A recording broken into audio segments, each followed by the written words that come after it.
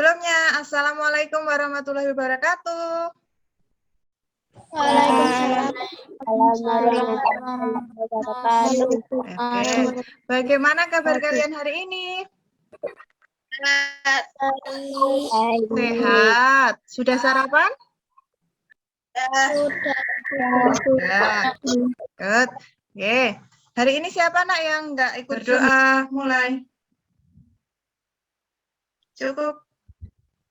Ya. Suara Bu Armi terdengar jelas? Dengar, Bu.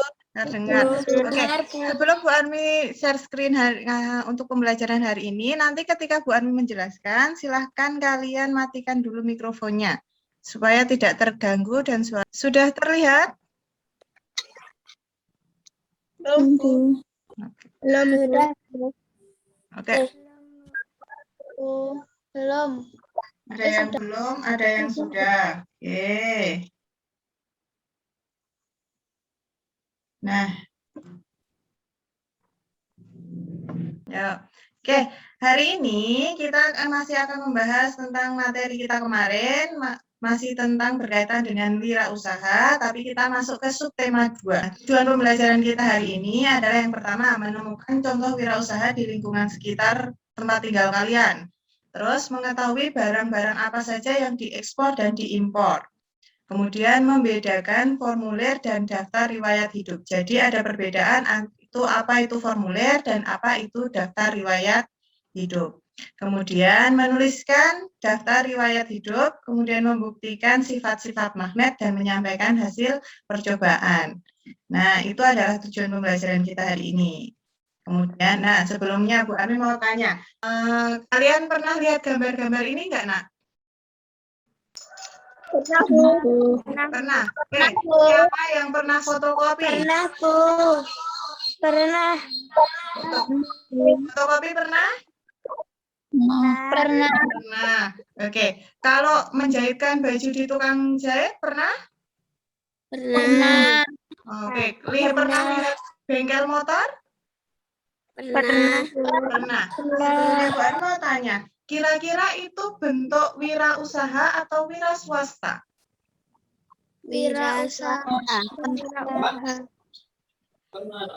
Usahanya, fotokopiannya, terus penjahitnya, terus bengkelnya, itu wirausaha atau wira swasta?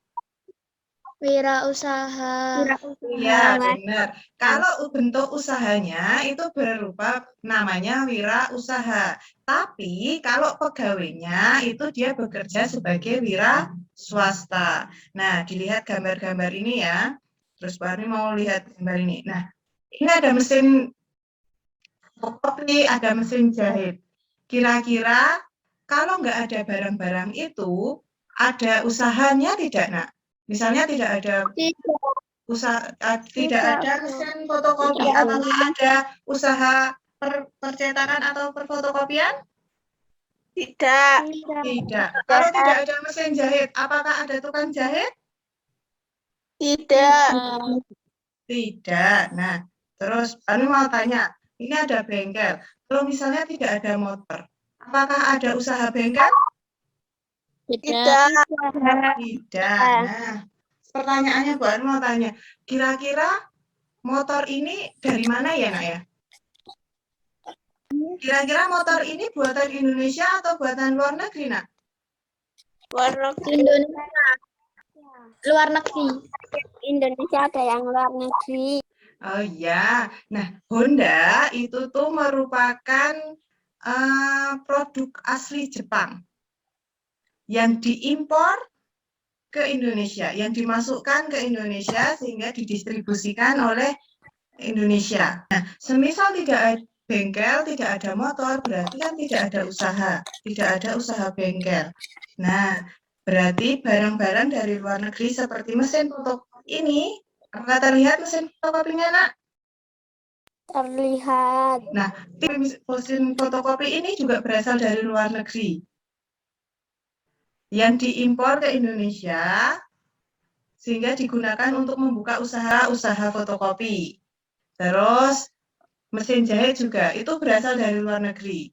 Yang diimpor ke Indonesia digunakan oleh penjahit Indonesia sehingga ada usaha menjahit baju. Ini pun juga dengan motor. Kalau tidak ada motor, ya tidak ada usaha bengkel.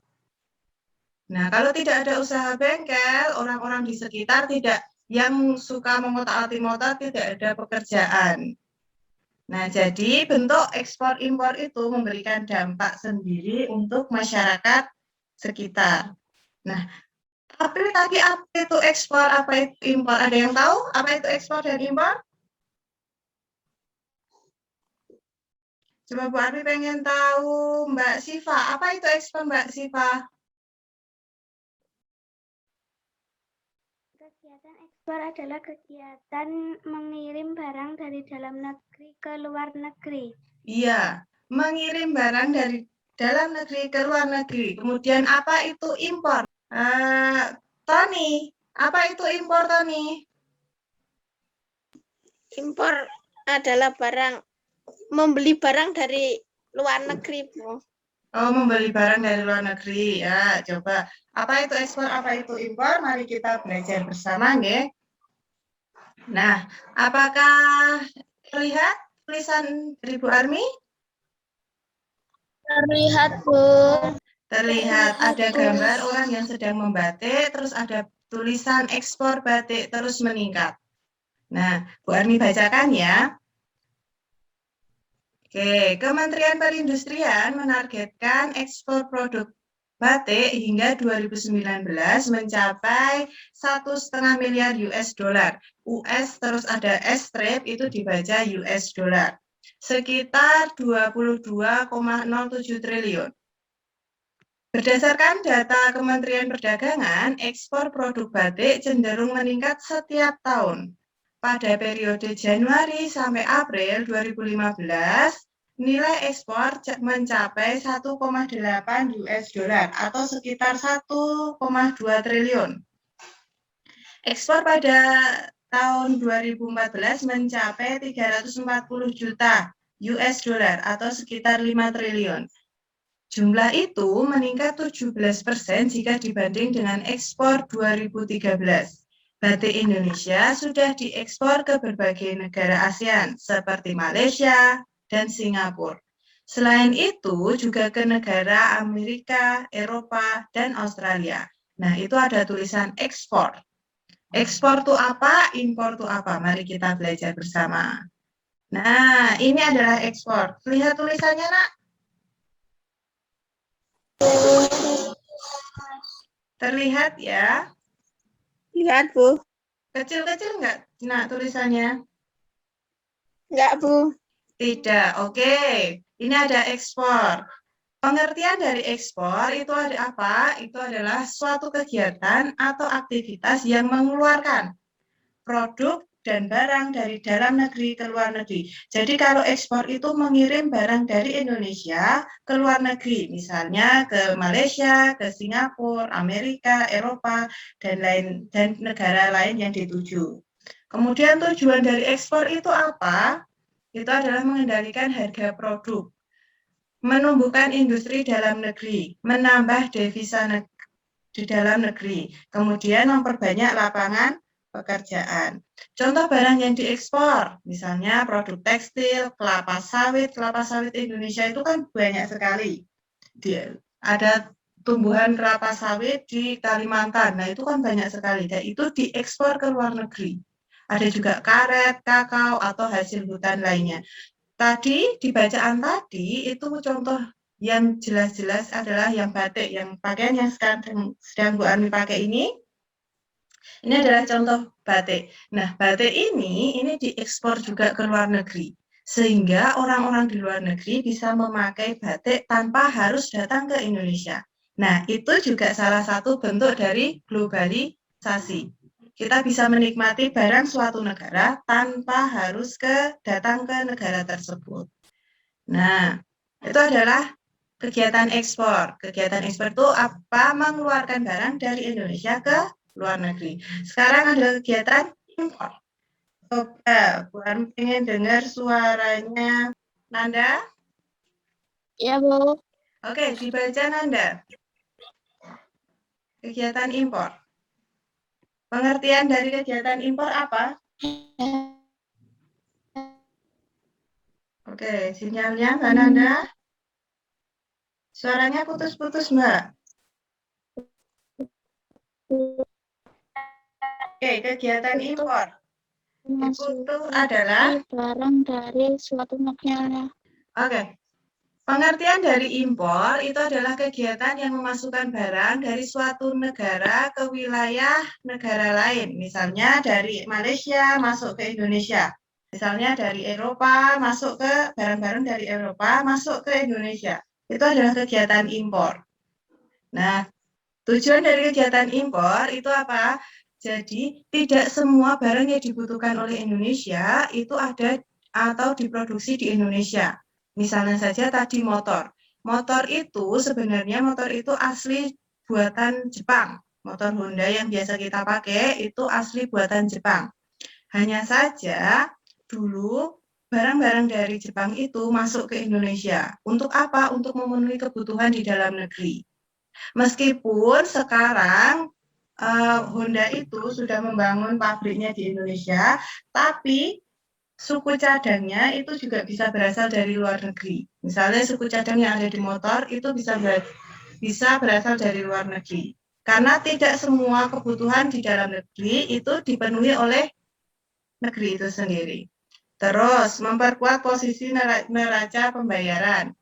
Kemudian mengurangi keluarnya devisa ke luar negeri. Terus contoh barang apa saja yang diimpor, misalnya minyak, alat transportasi. Alat transportasi aja misalnya bis ya. Bis itu Indonesia tidak bisa memproduksi sendiri. Jadi harus mengimpor barang-barang dari luar negeri. Harus mengimpor alat transportasi dari luar negeri. Terus bisa juga bahan baku atau bahan elektronik. HP kalian. Nah, contoh HP kalian. HP kalian itu tidak diproduksi di dalam negeri, tapi diproduksi di luar negeri, kemudian diimpor ke Indonesia, didistribusikan ke wilayah-wilayah, sehingga kalian bisa mendapatkan HP real. Nah, itu adalah produksi dari luar negeri. Apakah mengerti? Mengerti, Bu. Mengerti. Jadi tahu ya apa itu perbedaan dari impor dan apa itu perbedaan dari ekspor. Oke, selanjutnya. Nah, tadi ada penjahit. Misalnya ada perusahaan garment. Di situ membuka lowongan, Nak. Membuka lowongan tapi dengan syarat-syarat dan ketentuan yang berlaku. Nah, misalnya syaratnya apa saja ketika mau mendaftar pekerjaan itu? Misalnya fotokopi KTP, fotokopi ijazah, daftar riwayat hidup. Kemudian yang jelas harus memiliki kemampuan menjahit. Mau jadi penjahit tapi kalau tidak memiliki kemampuan menjahit, gimana? Nah, jadi ada syarat-syaratnya ketika mau mendaftar pekerjaan. Nah, di situ ada tulisan daftar riwayat hidup. Apa itu daftar riwayat hidup? Siapa yang tahu? Daftar riwayat hidup apa ya? Perbedaannya sama formulir apa? Ada yang tahu? Nggak tahu. Nggak tahu. Kita belajar bersama, yuk.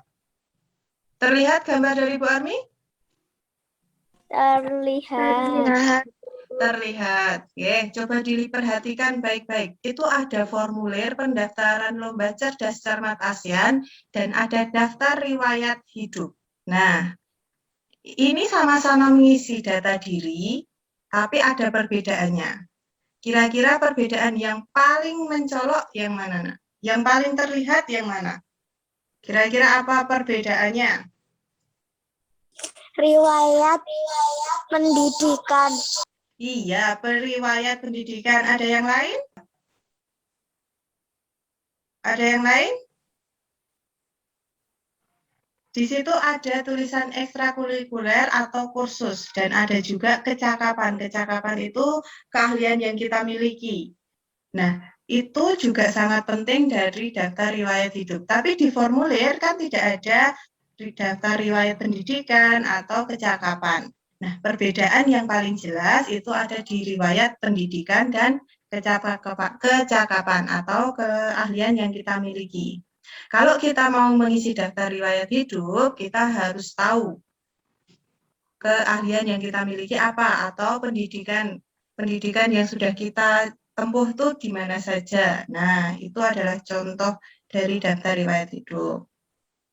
Nah, tapi daftar riwayat hidup itu apa? Nah, oke, silakan Dewi dibacakan daftar riwayat hidup itu apa? Daftar riwayat hidup adalah suatu keterangan jati diri yang bersifat promosi kepada perusahaan. Isi daftar riwayat hidup adalah keterangan pribadi serta latar belakang pendidikan, baik formula maupun non-formula. Dalam membuat daftar riwayat hidup harus benar-benar sesuai dengan jati diri pembuat. Biasanya formula riwayat hidup digunakan untuk keperluan mendaftarkan diri atau pelengkapan dalam surat lamaran pekerjaan. Hal penting yang tercantum dalam daftar riwayat hidup adalah nama, tempat, tanggal lahir, umur, agama, alamat, riwayat pendidikan. Selain hal-hal tersebut, dapat pula kamu cantumkan hal lain yang menurut perlu, misalnya daftar prestasi dan keluarga, hobi, dan motor hidup. Moto hidup, masa motor hidup? Nah, ini Moto adalah hidup. Iya, moto hidup ada beberapa yang salah tadi. Ini formal, tadi juga Mbak Dewi salah baca nggih. Nah, jadi apa itu daftar riwayat hidup? Daftar riwayat hidup adalah suatu keterangan jati diri yang mempromosi kepada perusahaan. Nah, jadi karena daftar riwayat hidup ini digunakan untuk mendaftar pekerjaan, jadi bagaimana caranya kita promosi ke perusahaan yang dituju. Nah, isinya apa? Isinya itu tadi, ada daftar riwayat pendidikan. Nah, itu baik pendidikan formal maupun non-formal. Yang paling penting, apa itu isi yang tercantum dari daftar riwayat hidup adalah nama, tempat tanggal lahir, umurnya berapa, agamanya apa, alamat ini juga sangat penting. Kemudian riwayat pendidikan. Ada juga kamu bisa mencantumkan daftar prestasi atau data keluarga, hobi, atau moto hidup, dan juga keahlian. Misalnya kalian mau bekerja di garment. Di garment itu kan berkaitan dengan menjahit ya. Nah, jadi keahliannya apa? Oh, keahliannya pernah ikut kursus menjahit sehingga memiliki keahlian menjahit. Nah, hal-hal seperti itu perlu dicantumkan dalam daftar riwayat hidup. Selanjutnya, nah, tadi kami ulang gambar yang ini ya. Nah, kalau di dalam penjahit, nah, kalau di tukang penjahit itu kan banyak sekali jarum-jarum ya, Nak ya. Benar? Benar. Benar ya? Iya. Nah, banyak jarum-jarum berserakan. Nah, kemudian, nah, Bu Armi punya jarum pentul. Lihat nggak, Nak, jarum pentulnya, Nak? Maaf. Terlihat nggak jarum pentulnya? Bentar. Nah, ini ya, jarum pentul seperti ini yang terlihat di gambar ini kan berserakan di mana-mana ya, kalau di tempat penjahit ya. Nah, itu juga berbahaya. Misalnya nanti tukang jahitnya punya anak kecil, lari-lari, nanti nggak sengaja kena kaki anaknya, nah, nanti bisa berdarah. Nah, terus gunanya magnet itu apa? Apa hubungannya jarum, magnet, dan tukang jahit? Untuknya itu menarik jarum pentul. Menarik jarum pentul. Oke, Bu Armi ulangi dulu pertanyaannya. Apa hubungan antara penjahit, jarum, dan magnet? Untuk? Nggak tahu. Menarik. Menarik.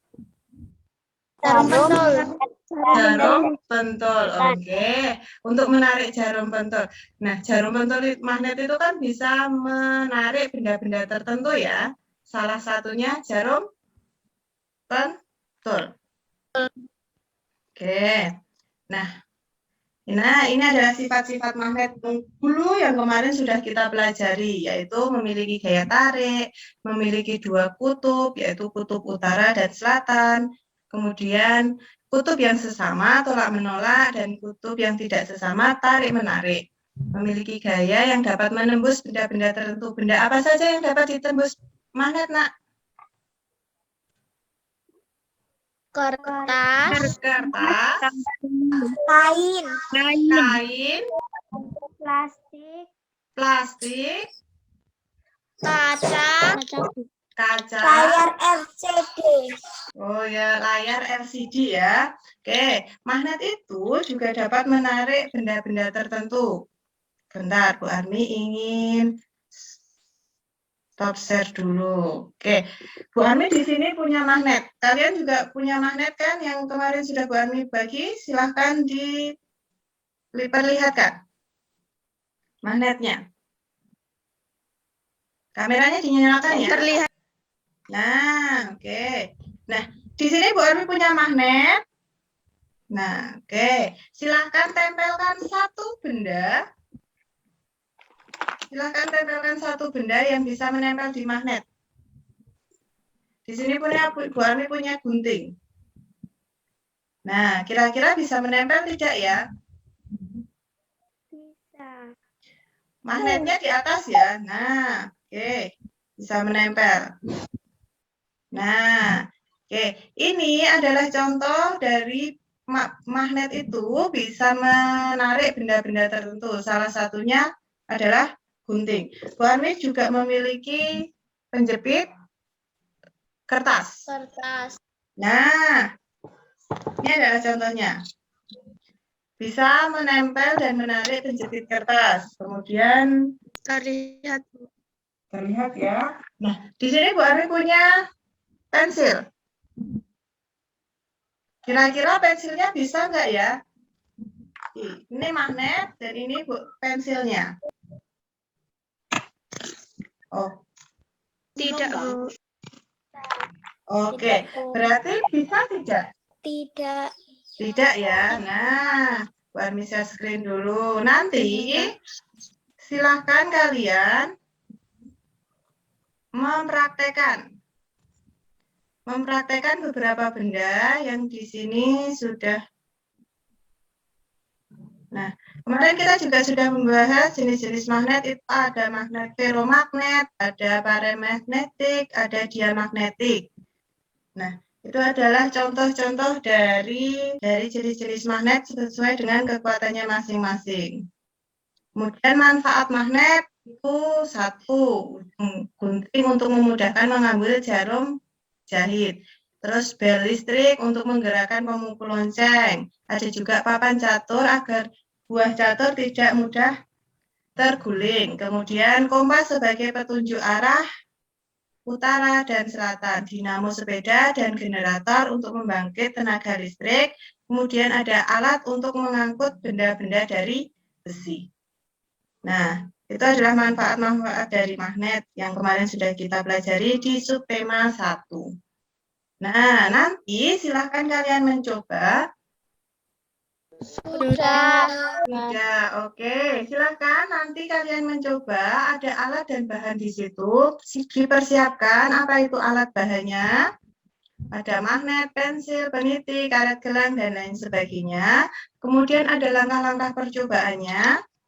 Mengambil magnet, kemudian mendekatkan benda-benda tersebut secara bergantian, amati apa yang terjadi. Misalnya tadi ada magnet, terus mendekatkan gunting ke magnet, apa yang akan terjadi? Oh, magnetnya menempel, guntingnya menempel. Nah, seperti itu. Berarti benda yang dapat ditarik oleh magnet, contohnya adalah gunting, atau pensil, atau peniti. Nanti kalian coba. Silahkan coba dipersiapkan alat dan bahannya, kemudian dicatat hasil pengamatannya. Apa yang terjadi? Oh, yang ini menempel, oh barang yang ini tidak menempel. Oh, kalau pensil didekatkan dengan magnet tidak menempel. Oh, kalau peniti didekatkan dengan magnet bisa menempel atau tidak ya? Nah, silahkan kalian mencoba.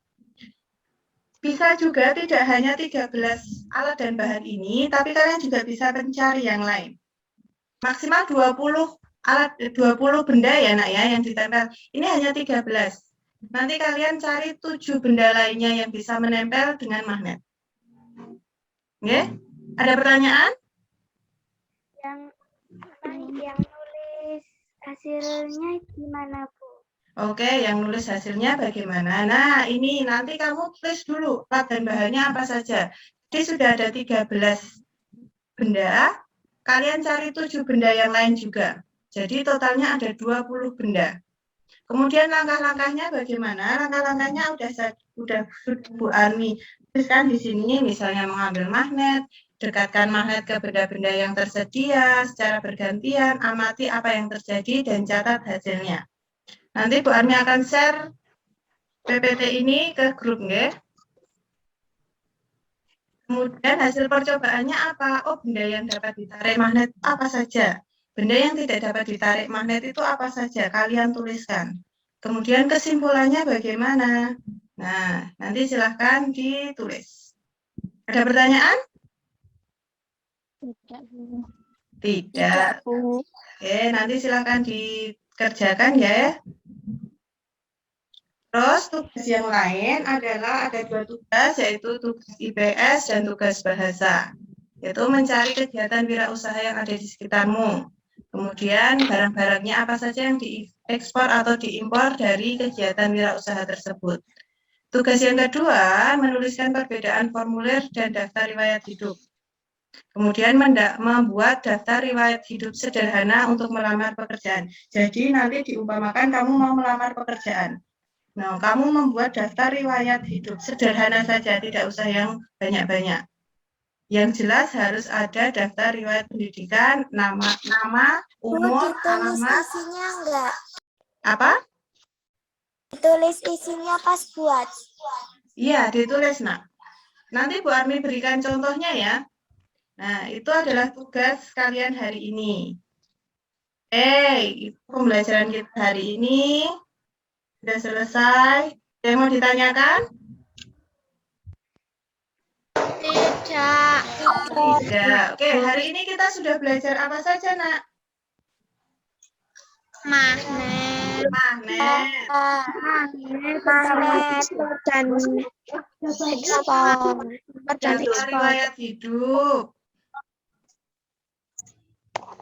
Impor dan ekspor. Impor dan ekspor. Nah, tadi kita sudah belajar banyak. Semoga apa yang kita pelajari hari ini bisa bermanfaat untuk kita dan kalian bisa mengerjakan tugas-tugas dengan baik. Oke, ada pertanyaan sebelumnya? Tidak, Bu. Tidak. Oke, untuk mengakhiri pembelajaran kita hari ini, kita tutup dengan berdoa ya. Yuk, berdoa mulai. Cukup. Terima kasih anak-anak sudah mengikuti pembelajaran dengan baik. Semoga apa yang kita pelajari hari ini dapat bermanfaat. Tetap semangat, jaga kesehatan, patuhi protokol kesehatan. Sampai jumpa. Assalamualaikum warahmatullahi wabarakatuh. Warahmatullahi wabarakatuh. Oke, boleh live di Zoom.